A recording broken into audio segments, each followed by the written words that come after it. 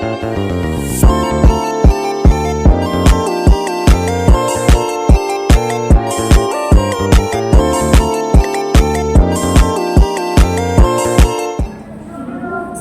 warahmatullahi wabarakatuh. Perkenalkan, saya Dava Zainul Abidin, NIM 240310103, mahasiswa Universitas Bambang Slawi, tingkat 1 semester 2. Tujuan saya membuat video ini untuk memenuhi tugas ujian komprehensif komunikasi dasar keperawatan pada pasien gangguan penglihatan.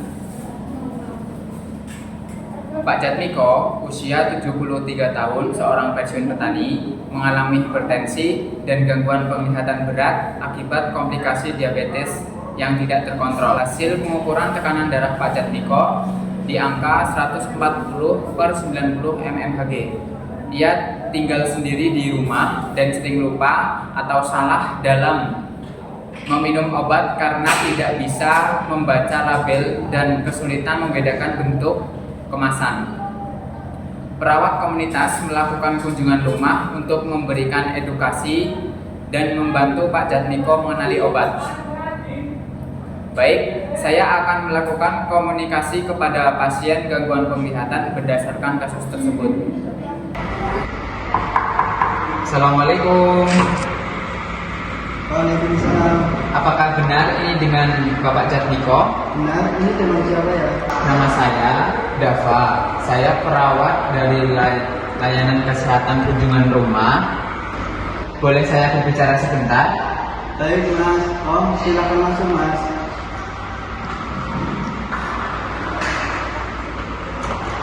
Bagaimana Pak kabarnya hari ini? Alhamdulillah mas, tapi kadang saya bingung minum obatnya, dimana meletakkannya lupa dan tidak bisa membaca labelnya. Baik Pak, saya cek tekanan darah Bapak terlebih dahulu ya. Baik mas.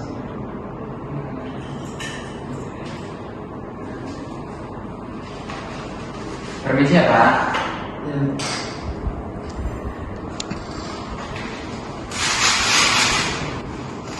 Permisi Pak.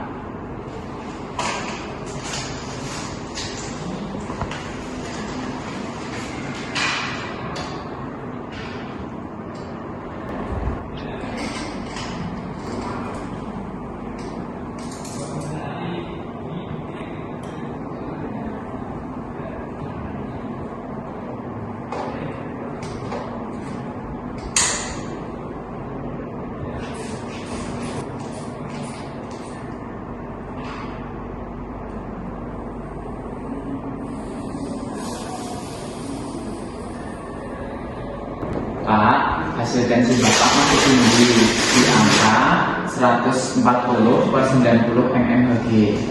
Baik Pak, di sini saya akan bantu Bapak untuk lebih mudah mengenali lingkungan yang ada di sekitar Bapak, letak obat, dan anjuran minum obat-obatannya.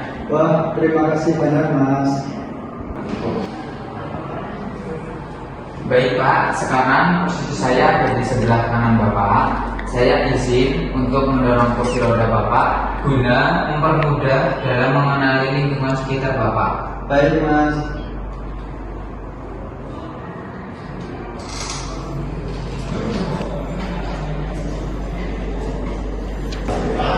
Baik Bapak, sekarang kita ada di kamar Bapak. Bapak bisa pegang kasurnya. Baik, kemudian di sebelah kasur ada lemari kecil. Baik Bapak, Bapak bisa meletakkan obatnya di sini. Ini ada 3 macam obat yang perlu Bapak minum. Yang satu ini diminum dalam 2 kali sehari. Ini merupakan obat hipertensi atau darah tinggi agar menjaga tekanan darah Bapak tetap stabil dan tidak menimbulkan masalah serius. Ini ya. Kemudian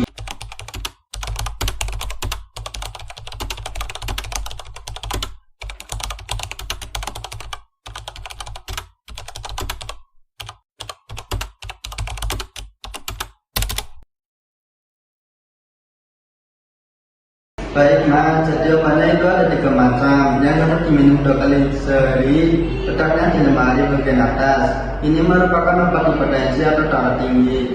Yang lainnya 3 kali sehari, utama di bagian bawah. Ini merupakan obat untuk diabetes mellitus. Baik Pak, benar. Sudah cukup ya Pak. Apabila Bapak memerlukan bantuan, bisa meminta tolong tetangga terdekat rumah Bapak ya.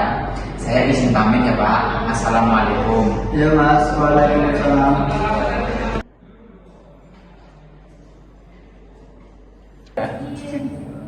Hambatan komunikasi efektif pada kasus di atas ada beberapa yang perlu kita perhatikan, yaitu hambatan fisiologis, kognitif, dan lingkungan sosial.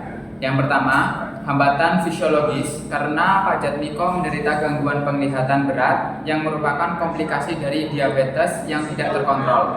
Gangguan penglihatan ini menyebabkan beliau tidak mampu membaca label pada kemasan obat dan kesulitan dalam membedakan bentuk kemasan obat. Akibatnya, beliau sering mengalami kesalahan dalam penggunaan obat karena tidak dapat mengenali secara tepat jenis obat yang akan dikonsumsi. Yang kedua, hambatan kognitif karena Pak Jatmiko sering lupa atau salah dalam meminum obat. Hal ini mengindikasikan adanya penurunan fungsi daya ingat yang berdampak pada kemampuan beliau dalam menerima, memahami, mengolah, dan mengingat informasi yang disampaikan oleh tenaga kesehatan, khususnya perawat. Kemudian yang ketiga, hambatan lingkungan sosial. Berdasarkan kasus di atas, Pak Jatmiko diketahui seorang diri di rumah tanpa adanya anggota keluarga mendampingi saat menerima edukasi kesehatan atau membantu memahami instruksi dari perawat.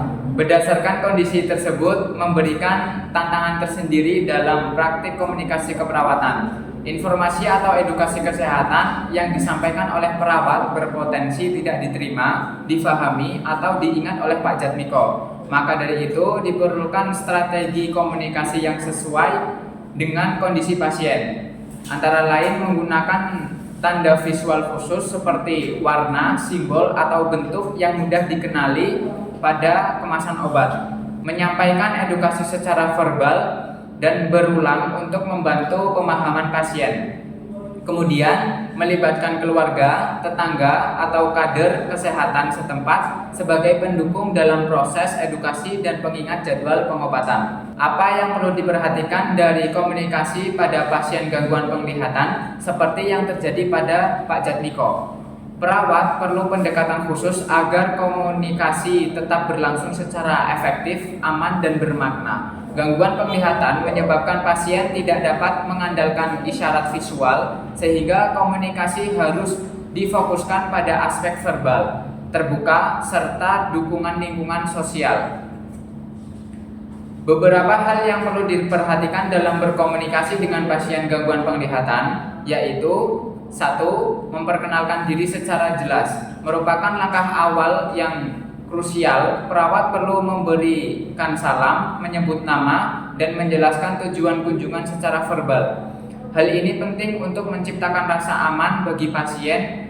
Hindari menyentuh pasien secara tiba-tiba, beritahu terlebih dahulu bahwa posisi kita ada di dekatnya. Yang kedua, menggunakan komunikasi verbal yang jelas. Sampaikan informasi dengan pelafalan yang tenang, jelas, mudah difahami. Gunakan bahasa yang sederhana dan hindari istilah medis yang rumit karena pasien tidak melihat ekspresi wajah atau bahasa tubuh kita. Kemudian yang ketiga, menggunakan alat bantu yang ramah terhadap disabilitas penglihatan. Contoh, label obat dalam huruf yang timbul atau bertekstur serta menggunakan warna yang sangat kontras pada kemasan. Yang keempat, pengaturan lingkungan yang aman dan tertata. Pasien harus diberi informasi mengenai letak barang seperti penaruhan obat dalam lemari dan tata letak lingkungan lainnya seperti kamar mandi, dapur, dan lain-lain. Kemudian yang kelima, melibatkan keluarga, pendamping atau tetangga terdekat. Bagi pasien yang tinggal sendiri, itu juga sangat perlu dukungan dari orang lain atau dukungan dari orang terdekat. Mereka dapat membantu menjalani pengobatan dan aktivitas keseharian dengan baik dan aman. Kemudian yang keenam, memberikan waktu yang cukup. Pasien dengan gangguan penglihatan mungkin membutuhkan waktu yang lebih lama untuk memahami informasi yang diberikan. Maka dari itu, diberi kesempatan pasien untuk bertanya. Kemudian yang terakhir, yang ketujuh, take back, yaitu meminta pasien untuk mengulangi kembali informasi yang telah disampaikan. Hal ini guna untuk mengetahui pemahaman dan menghindari kesalahpahaman pasien. Terima kasih atas perhatiannya. Mungkin itu yang bisa saya sampaikan guna memenuhi tugas ujian komprehensif komunikasi dasar keperawatan. Ada salah kurangnya dari saya mohon maaf. Saya Dafa Zainul Abidin, pamit undur diri. Wassalamualaikum warahmatullahi wabarakatuh.